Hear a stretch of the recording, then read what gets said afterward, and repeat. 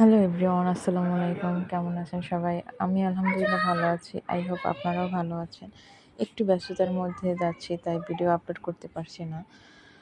তো আজকে দুপুরে ছিল ট্যাংরা মাছ, মানে এটা মেবি পাঙ্গাস ট্যাংরা। এই মাছটা কিন্তু খেতে অনেক মজার। এই মাছটা কে কে পছন্দ করো? এই মাছটা একটু ঝোল ঝোল রান্না করলে বেশ ভালোই লাগে। আর এই মাছটা আমার বাবারও অনেক পছন্দ। তাই আমি বাড়িতে আসলে এই মাছগুলো বেশি কেনা হয়, কারণ আমি অনেক পছন্দ করি। এই হলো আমার পাঙ্গাস ট্যাংরার ফাইনাল লুক। আর মাছটা এরকম ঝোল ঝোল রান্না করলে বেশ ভালোই লাগে। আর দেখতে কিন্তু অনেক সুন্দর হয়েছে মাশাআল্লাহ, খেতেও অনেক মজা হইবে ইনশাল্লাহ। তো এরপরে ছিল পাটিসাপটা পিঠা বানাইছিলাম রাত্রে। তো আমি কখনো পাটিসাপটা পিঠা বানাইনি, আজকেই প্রথম বানাবো। জানি না কেমন হয়, খুব ভয় লাগতেছে। তো ভয়ে ভয়ে নিয়েই করতেছি, কারণ বাবুর আব্বুর খুব পছন্দ এই পিঠাটা।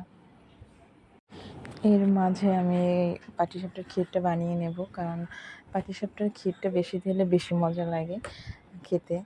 তো আমি আজকে খেজুরের গুড় দিয়ে ক্ষীরটা বানাবো। খেজুরের গুড় দিলে ফ্লেভারটা ভালোই আসে, মানে খেতে অনেক ভালো লাগে। তো ভয় নিয়েই করতেছি সব কিছু, যেহেতু প্রথমবার। আমি কখনো এর আগে পাটিসাপটা পিঠা বানাইনি। তো আমি ক্ষীরটা রেডি করে নিয়েছি, এটা একটু পর শক্ত হয়ে যাবে। তো ক্ষীর তো রেডি করা হয়ে গেছে, এখন আমার পিঠা ভাজার অপেক্ষা। তো আমি ব্যাটারটা তৈরি করে নিয়েছি একদম, মানে সুন্দর করে, যাতে একদম পারফেক্টলি হয়। জানি না পারবো কি না। তো আমি পিঠাটা দেওয়ার আগে একটু তেল ব্রাশ করে নিতেছি, যাতে পিঠাটা সুন্দর করে উঠে আসে। তো আলহামদুলিল্লাহ, মানে পিঠাটা অনেক সুন্দর হয়েছে আর একদম পারফেক্ট হয়েছে মাশাআল্লাহ। যেহেতু প্রথমবার অনেক ভয়ে ছিলাম যে আসলেই কি হবে কি হবে না। তো মাশাআল্লাহ একদম পারফেক্ট হয়েছে আলহামদুলিল্লাহ।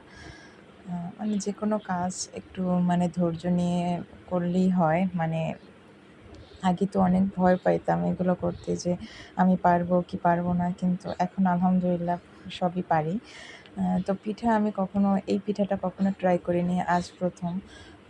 তো ভালোই হয়েছে, আমার কাছে ভালোই লাগতেছে। আপনাদের কাছে কেমন লাগছে? আরও একটা পিঠা ছিল, তেলের পিঠা। এই পিঠাটা মা বানিয়েছিল, অনেক মজা ছিল এটাও।